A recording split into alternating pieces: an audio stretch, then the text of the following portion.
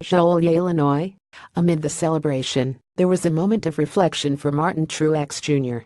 A day after former NASCAR modified champion Ted Christopher died in a plane crash, Truex won the Cup playoff opener at Chicagoland Speedway. Christopher, 59, and a pilot were killed when their plane went down in a wooded area near Guilford, Connecticut. They were the only people on board. Truex, who is from New Jersey, raced against Christopher and credited Christopher with helping him. "I definitely thought about him," Truex told NBC Sports. "It was such shocking news to hear it. I initially thought back to the days racing with him and thought of the respect I had for him and what he means to short-track racing in the Northeast where I grew up and where I cut my teeth. Racing with guys like him is what gave me the opportunity and skills to move to North Carolina and get hired to drive cars for a living." I flashed back to my Busch North days initially and remembered racing with him at Stafford and New Hampshire and Thompson and all those places we got to race with him. Even before I started racing, watching him race modifieds and knowing how much he meant to Northeastern motorsports and the kind of driver he was definitely a hard-nosed driver and somebody you had to respect on the racetrack or he would show you.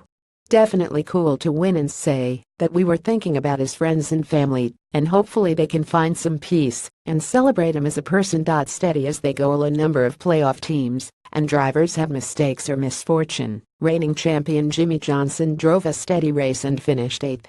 It tied for his best finish since his June 4 win at Dover. Johnson's run Sunday was not spectacular, but it wasn't hurt by some sort of issue that plagued so many of his competitors. Kyle Busch, Kurt Busch, Austin Dillon had pit road penalties, Ricky Stenhouse Jr. hit the wall and had a commitment line violation. Jamie McMurray spun. He ran between 8th and 12th much of the day and scored the finish he needed. For that, it was a win for Johnson, who is 20 points ahead of the cutoff with 2 races to go. Playoff pressure gets everybody at some point, but we're usually not as sensitive as others, Johnson told NBC Sports. His finish Sunday was his best at Chicagoland Speedway since a 5th-place result in 2013, when he won the 6th of his 7 titles. Johnson finished 12th last year on the way to winning the crown. "Half full and half empty," like Jamie McMurray said he thought he had a 5th-place car. He finished 10th. So a loss there, but McMurray spun after contact with Ryan Newman's car with just under 100 laps left. The backstretch is curved here, and I think I just didn't leave Ryan enough room, McMurray said. "I really wasn't racing anybody. It was a restart, and you're just trying to get all situated. I knew he was there, I could see him. I guess I didn't leave him enough room." After falling back to 16th for the restart, McMurray scored his 3rd top 10 result in the last 5 races. So, it was a win in that sense. It helped that there weren't many cars on the lead lap after his spin, and that McMurray said he had a good car on restarts. By gaining 6 spots and 6 points, McMurray is 5 points ahead of the cutoff with 2 races to go. He has 2,031 points. Austin Dillon and Kurt Busch each have 2,026 points after Chicagoland.